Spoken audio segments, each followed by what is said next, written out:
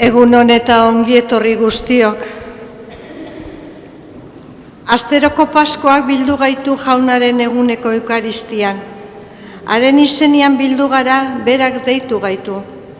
Bataiako egunetik gu berarengana erakarri nahi ari da, leialago eta gogo handiagoz jarrai dezaiogun.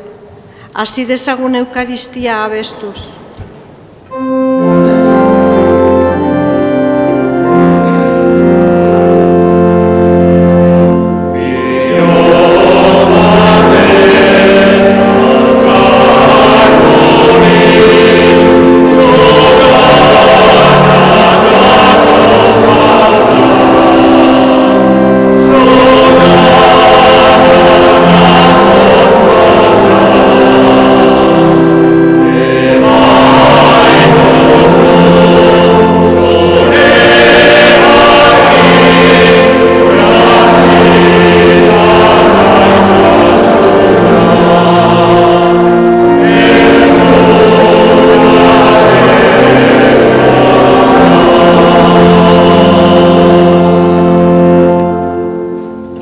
Aitaren eta Semearen eta Espiritu Santuaren izenean, Jesukristo gure Jaunaren grazia eta Jainko Aitaren maitasuna eta Espiritu Santuaren batasuna izan bedi zuekin.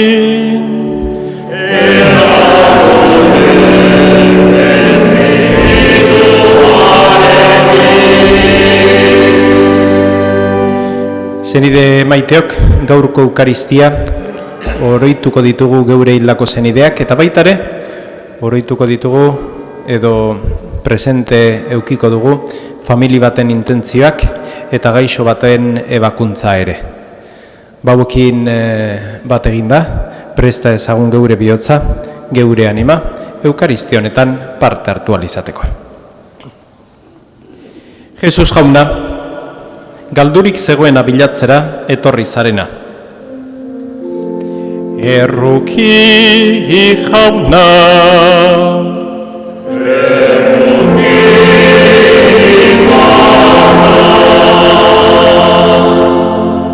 Jesus Jauna, guztion erospenerako zeure bizia eman duzuna. Kristo erruki,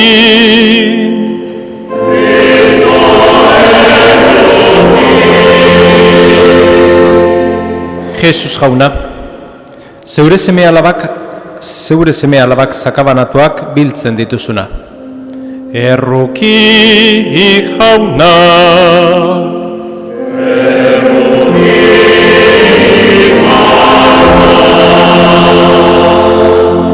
erruki dakigula Jainko guzti saltsua, eta geure bekatuak barkaturik eraman gaitzala betiko bizitzara.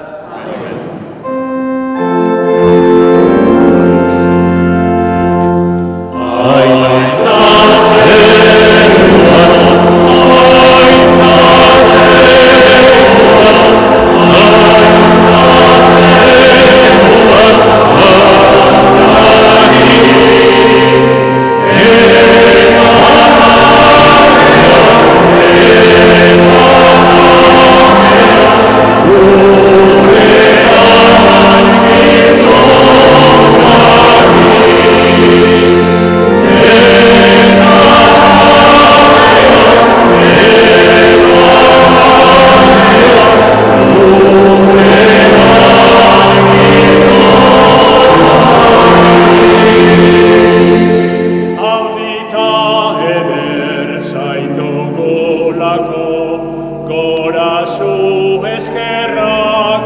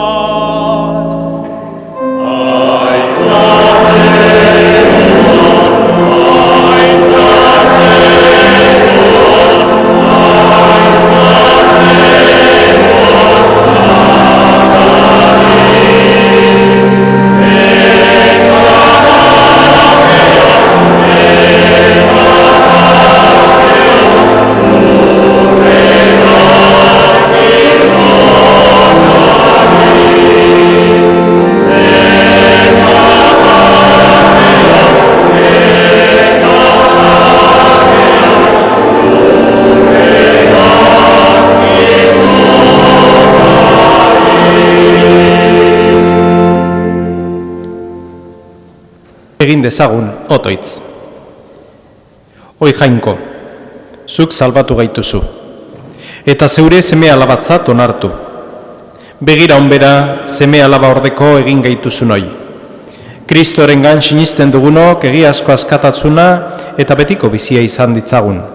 Zure seme Jesukristo gure jaunaren bitartez, zurekin eta Espiritu Santuarekin batean, Jainko eta reglizi beizera, gizaldi eta gizaldietan.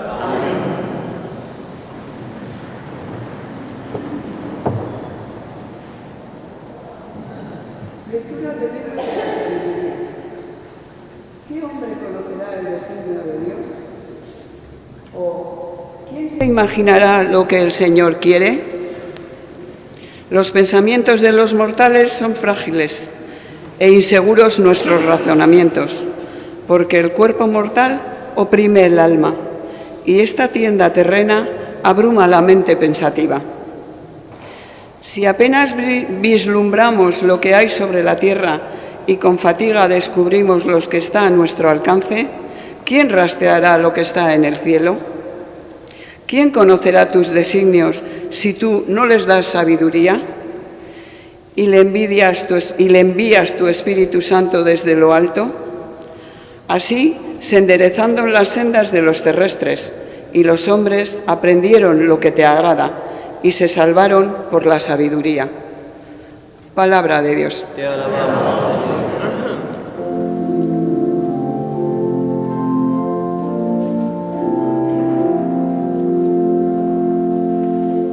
Ikusi duten urmuga denek, gure Jainkoa handiko garaipena.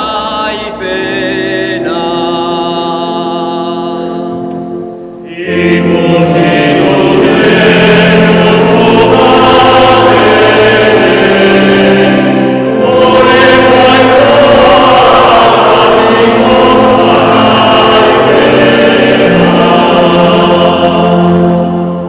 gizakia hautsera itzultzan arazten duzu, esanez itzuli lehenera gizakiok,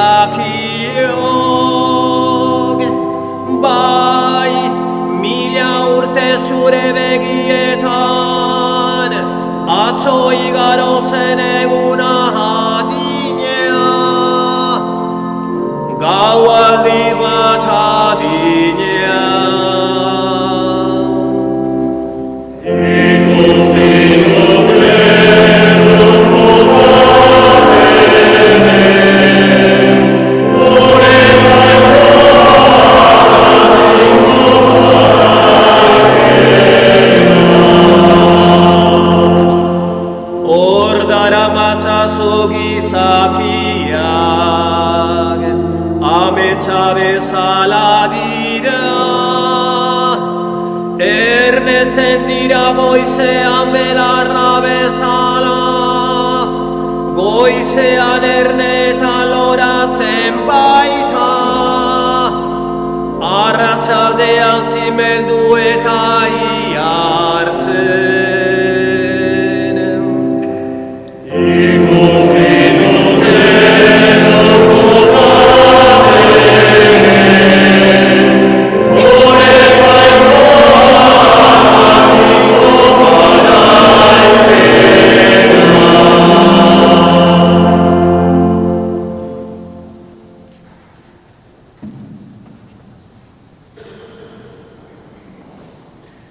San Paulo apostoluak Filemoni egindako gutunetik. Anai maitea, nik Paulok dagoeneko zahartu eta orain gainera Kristo Jesusengatik kartzelan nagoen honek mesede bat eskatu nahi dizut.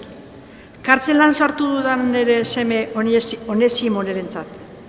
Berriro bidaltzen dizut bera, ene bihotzeko dudan hau. Neurekin eduki nahi nuen, zure ordez zerbitzari izan esan, berri honegatik kartzelan nagoelarik. Hala ere, ez dut zure baimenik gabe ezer egin nahi izan. Mesede hori gogoz egin dezazun eta ez behartuta. Behar bada horretarako alde egin zizun apur batez, gero betiko arzen ezan, eta ez esklabo bezala, esklabo baino zerbat gehiago bezala baizik. Anai maitea bezala.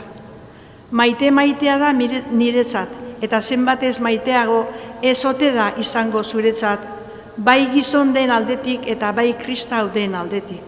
Beraz, fedean adizkide banauzu, hartzazu Onesimo neure baniz bezala. Jaunak esana.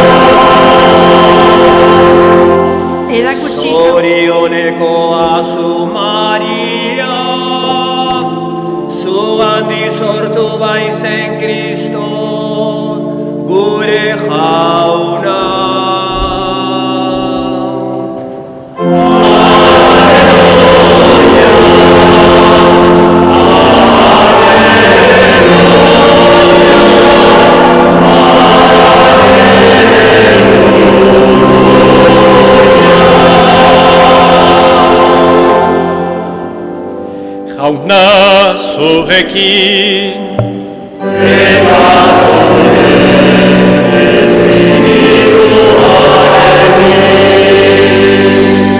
Jesucristoren evangelioa San Lukasen liburutik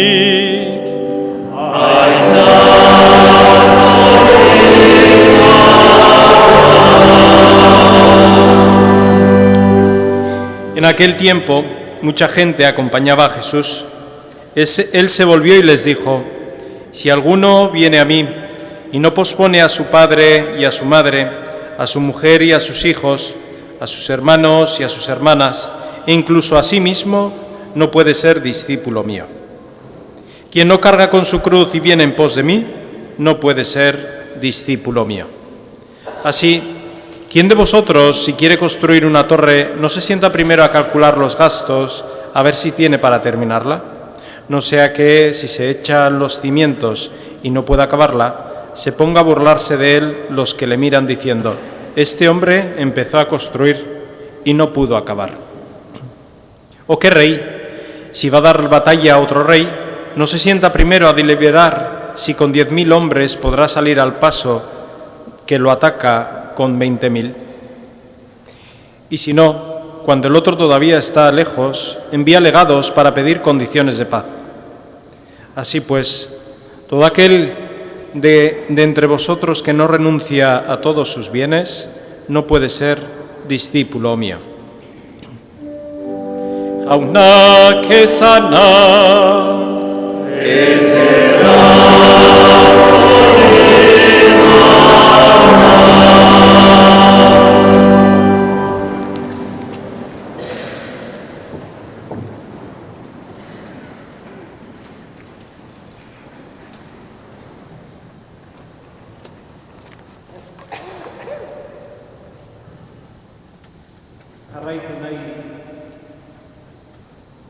Jarraitu nahi dienak, nahi dunak, utzi dezala bere familia, utzi dezala bere ingurua, eta bere gurutze hartu, eta niri jarraitu. Zer esaten digu Jesusek? Geure dana utzi berra daukagula berari jarraitzeko, bestela ez gehala gai berari jarraitzeko? Bai. Hoxe da eskatzen diguna. Baina akaso beste sentido baten. Eta bigarrengo irakurgaian sentidoa erakusten digu zerk eskatzen digu gure jangoikoak. San Pablok Filemoni deitzen dio, idazten dio gutuntxo bat. Filemon kristau bat zen garai hartan, San Pablon garaian, eta ondo bizi izan.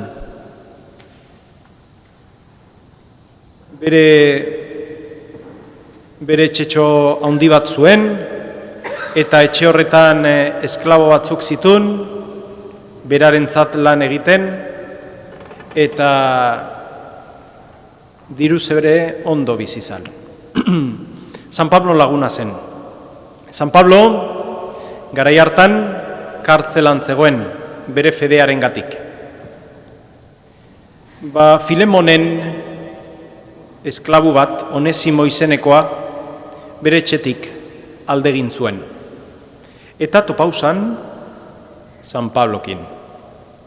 San Pabloren bidez berak, Onesimo hau, esklabonek, ezagutuzun Jesus bera.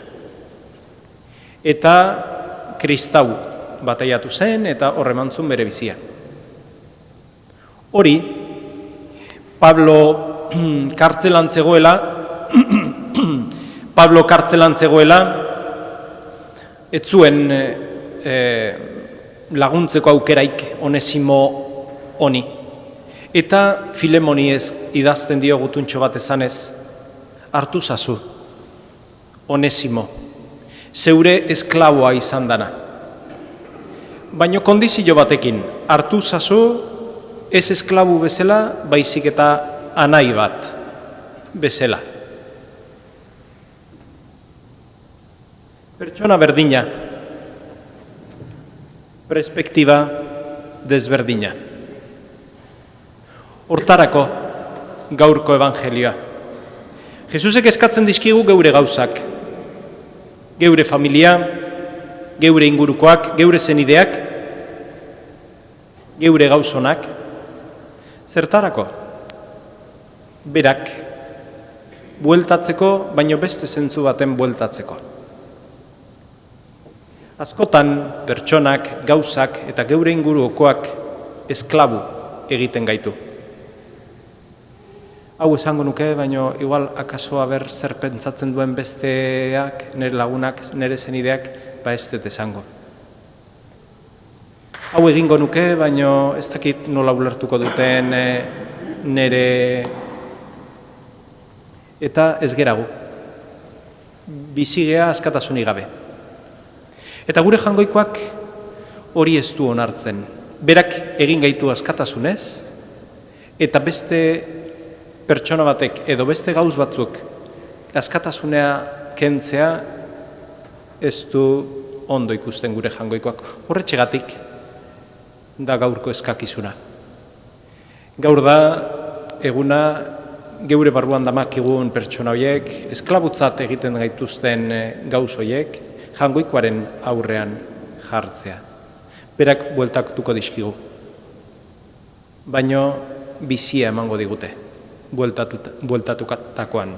Orain, bizia kentzen digute, hainbat gauz, hainbat pertsona, hainbat egoera, jangoikoare eskaini, eta berak, Onesimo bezala, bizia ere eskainiko digu.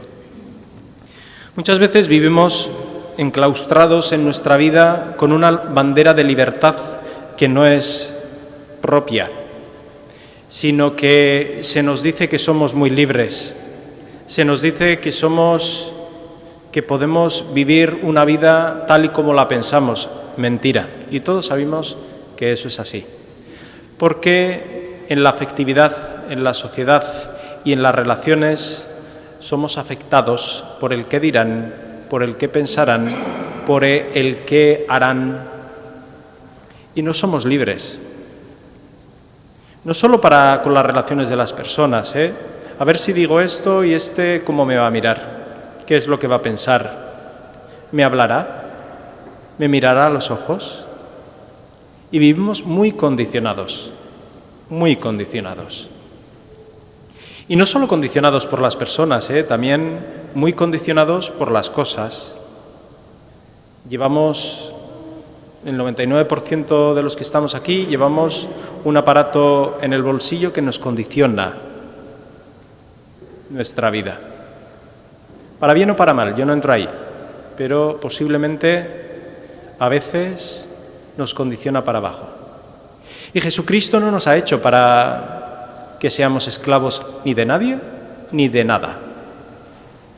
Nos ha hecho libres. Libres para la vida y, en definitiva, libres para la vida eterna. Y esa persona que es esclava aquí vive con una bandera de libertad, pero con un cáncer interior muy grande, de no poder ser tal y como Cristo le hizo.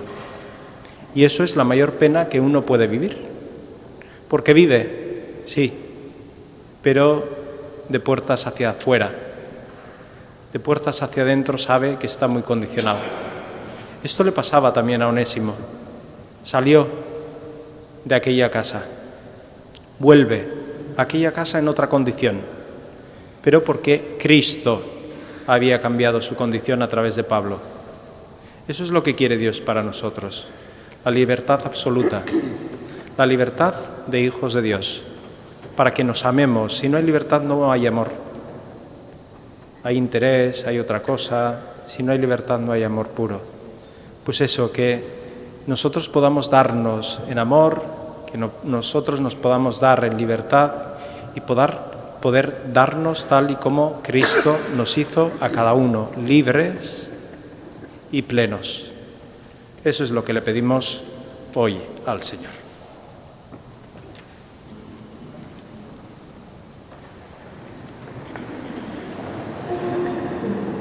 Eta zenide maiteok aitor dezagun geure fede sinismena.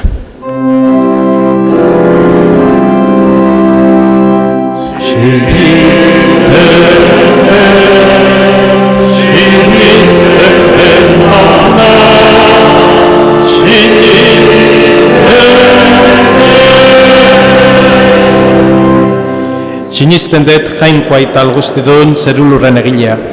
Sinisten dut haren seme bakarra Jesukristo gure jauna, Espiritu Santuaren egite sortu eta Maria Virginagandik jaio zena. Pontzio Pilatoren menpean nekaldua, gurutzean hiltzatua, hila eta obiratua izan zena. Infernotara jetxi eta 3. egunean hilen artetik piztu zena. Zeruetara igo eta jainkoa ital guztidunaren eskuinaldean jarriri dagoena. Handik biziak eta hilak epaitzera etorriko dena. Sinisten dut Espiritu Santua, Eliza Santu Katolikoa, Santuen elkartasuna, pekatuen barkamena, haragiaren piztuera eta betiko bizitza. Amen.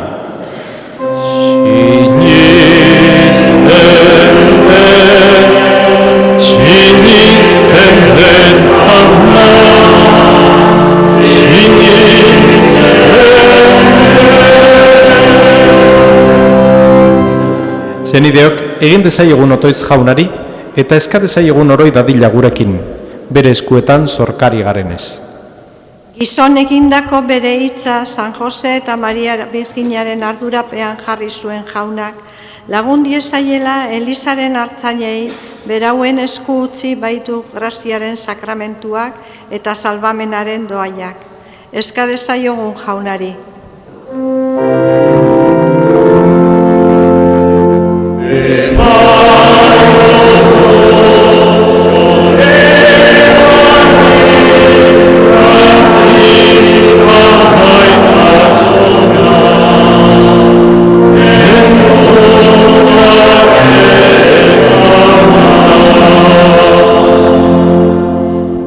Por todos los que sufren, por los enfermos, por las personas de riesgo, por los ancianos que viven solos o en residencias, por los difuntos y sus familias, roguemos al Señor.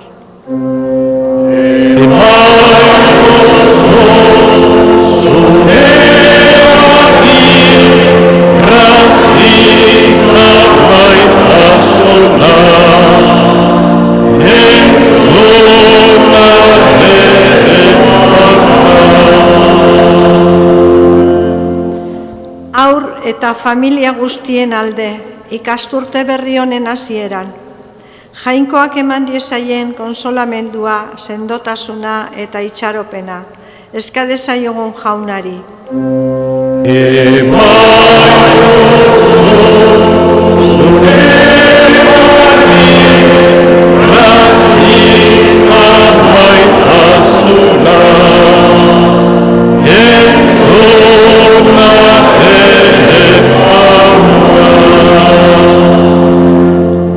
Por todos nosotros reunidos en esta celebración, para que el espíritu de gratitud y de alabanza que brilló en la Virgen María nos haga siempre fieles y agradecidos en los momentos de prueba y de alegría. Roguemos al Señor.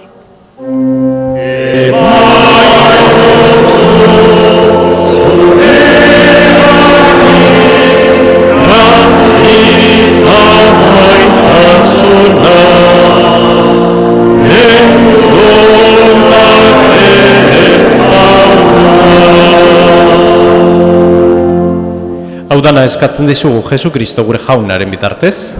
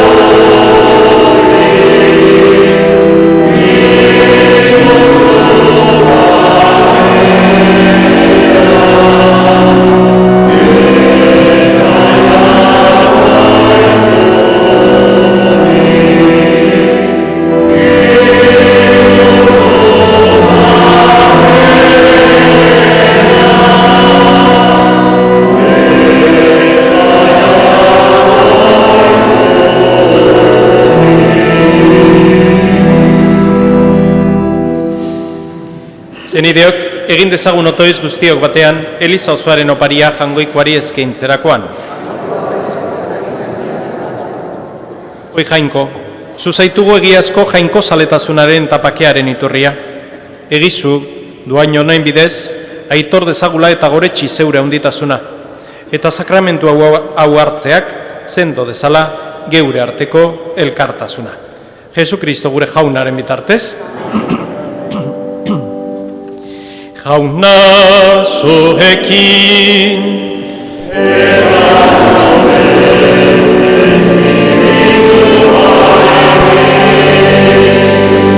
gora bihotzak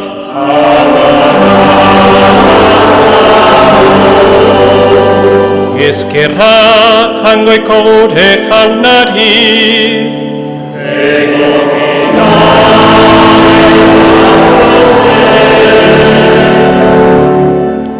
Egoki da bai, zu bedenkatzea, aita guzti santua.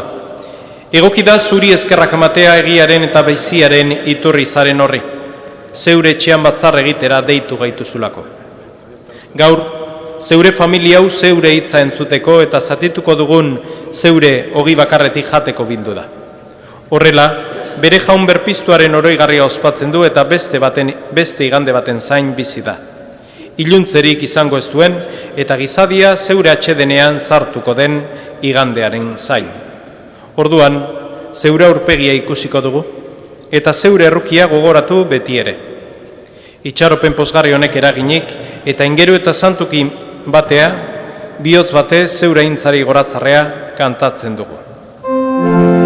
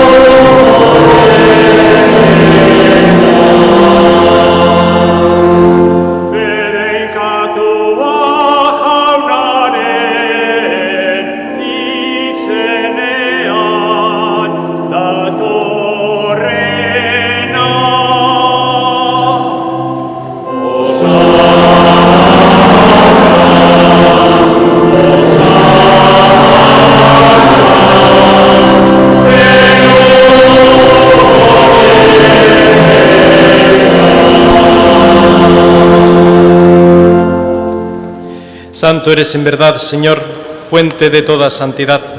Por eso te pedimos que santifiques estos dones con la fusión de tu Espíritu, de manera que se conviertan para nosotros en el cuerpo y la sangre de Jesucristo nuestro Señor, el cual, cuando iba a ser entregado a su pasión, voluntariamente aceptada, tomó pan y dándote gracias lo partió y lo dio a sus discípulos, diciendo: Tomad y comed todos de él, porque esto es mi cuerpo, que será entregado por vosotros.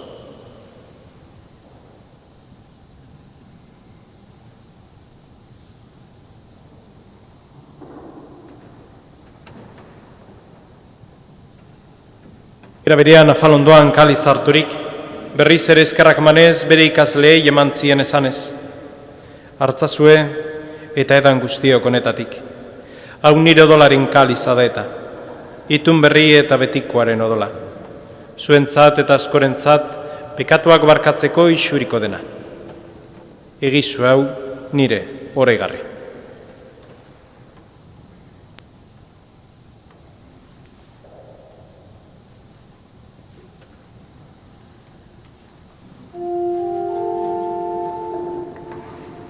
Hau da sinismenaren misterioa.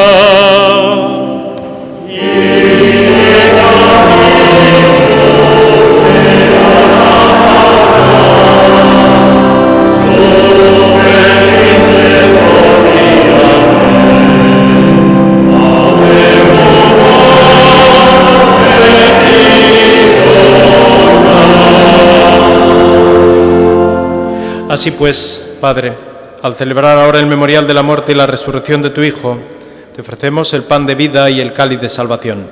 Y te damos gracias porque nos haces dignos de servirte en tu presencia. Te pedimos humildemente que el Espíritu Santo congregue la unidad a cuantos participamos del cuerpo y la sangre de Cristo. Izan gogoan jauna, mundu guztian zabaldurik dagoen zeure Eliza. Eramazu maitasun osora Leon gure aita santuarekin, Fernando gure gotzaiarekin eta Eliz gizon guztiekin batean. Orobat, izan gogoan jauna, eren egun mundu honetatik zuregana eraman duzun Borja Gómez zeure zerbitzaria.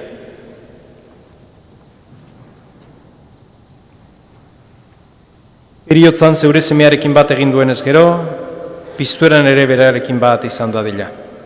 Era berean izan gogoan jauna pizteko itxaropenean joan diren gure zenideak.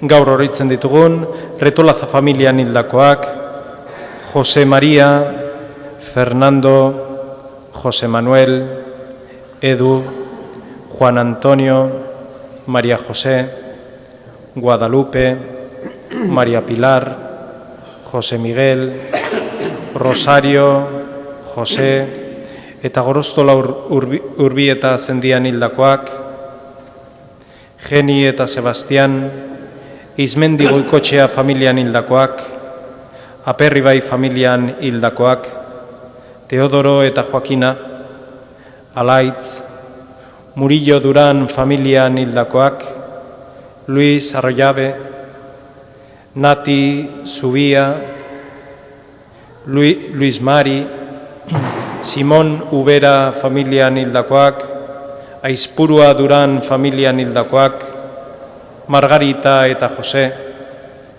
Pepita eta Segundo, Mariano, Luis Mari eta Urbieta familian hildakoak, José Ignacio eta Aramendi familian hildakoak, Joaquín eta María, Ignacio eta Iñaki, Josefina, Vicente eta Sagrario, Madalen eta Jose Mari.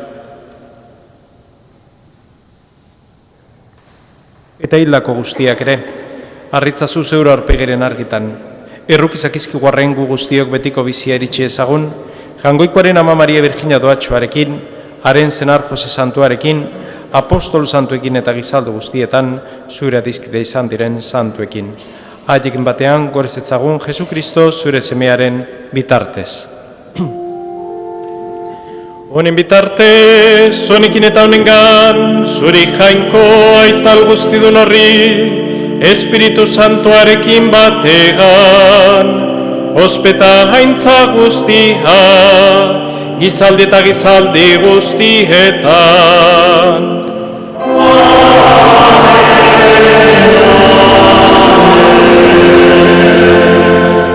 Salbatzaileak agindu eta erakutsiari jarraituz, bildur gabe kanta dezagun.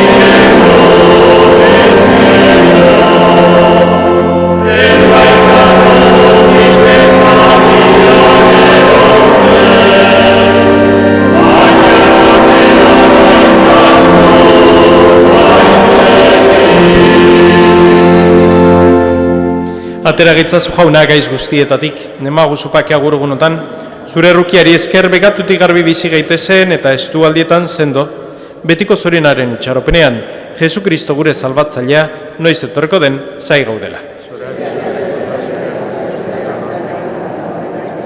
Señor Jesucristo, que dijiste a tus apóstoles, la paz os dejo, mi paz os doy, no tengas en cuenta nuestros pecados, sino la fe de tu Iglesia, y conforme a tu palabra concede la paz y la unidad. Tú que vives y reinas por los siglos de los siglos. Jaunaren pakea beti zurekin.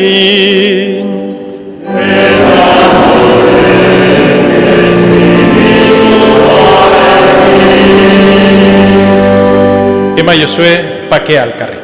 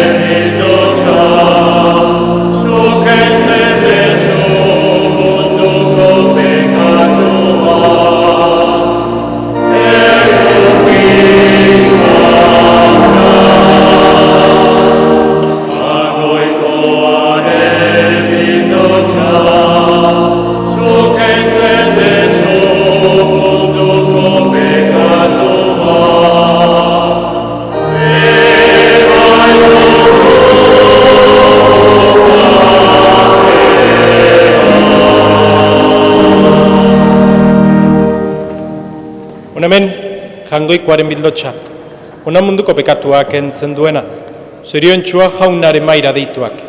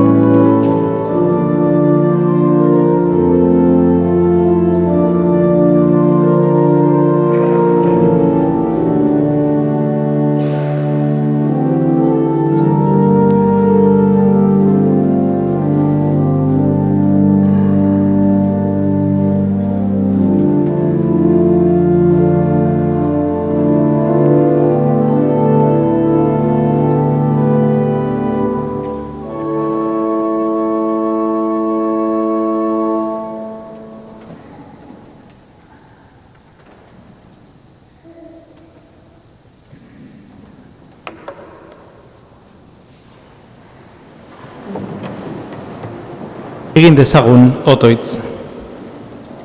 Hitzaren eta sakramentuaren mailan janaritzen eta bizi berritzen dituzu jauna zeure fededunak. Zure semearen doai handiak balia dakizkigula, haren bizian beti parte izatea merezi dezagun. Errege bizi baizera gizaldi eta gizaldietan.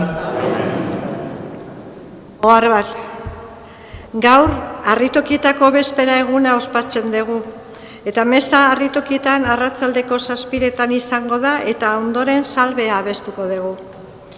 Hoy celebramos la víspera de Arritoquieta. La misa será en Arritoquieta a las 7 de la tarde y a continuación se cantará la salve.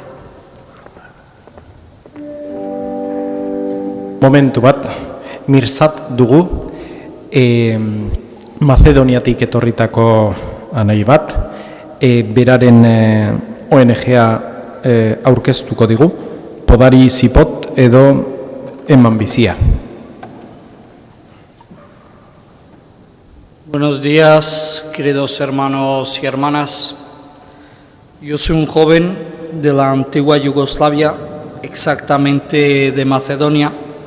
Como la mayor parte de vosotros, conoceréis la desgracia y las consecuencias que trajo la guerra civil a nuestro país. Por esta razón, hoy estoy entre vosotros con la autorización del señor párroco de poder apoyar y ayudar a varios grupos de 30 niños que estamos recibiendo sin ningún tipo de recursos económicos. Estos niños actualmente se encuentran hospitalizados en la clínica infantil de Štip, en Macedonia, y como podréis imaginar, el país carece de la seguridad social y desgraciadamente estos niños sufren de varias enfermedades crónicas como cardiovasculares, diabetes y sobre todo la mayor parte de diferentes tipos de cáncer. Ellos necesitan recibir unos tratamientos médicos que les cuesta los 500 euros mensuales por cada niño. Por esta razón me encontraréis a mí mismo a la salida del templo esperándoos para ofreceros unos rosarios que están hechos por el mismo grupo de madres de estos niños y compañeros de la asociación, a un valor simbólico de 10 euros cada uno. Pero la verdad, hermanos, de lo que me han permitido de estar aquí entre vosotros es de poder tocar la puerta de vuestro corazón y de invitaros a que todos juntos podamos darles una esperanza, una ilusión y un futuro de vida que tanto se lo merecen, bien a través de estos rosarios o abonalmente con un donativo simbólico, por supuesto, dentro de las medidas posibles de cada uno. Para finalizar, quiero dar las gracias a todos estos padres tan bondadosos, tan magníficos, que nos apoyan mutuamente en nuestros proyectos y a nuestra asociación Dar Vida, y que ojalá el Señor os lo llegue a pagar a cada uno de vosotros de la mejor manera posible, que tantos lo merecéis, por abrir vuestro corazón y compartir ese granito de arena. Muchísimas gracias por vuestra atención. Gracias, Mirsad. Rezaremos por todas las necesidades de todos los voluntarios y de estos 30 niños que están luchando por tener una salud. Pedinkapena, jasotzen dugu. Jauna zuekin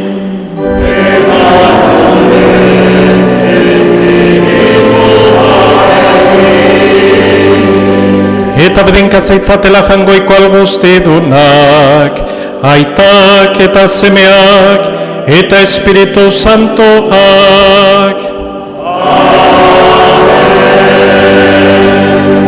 Zoazte jaunaren pakean.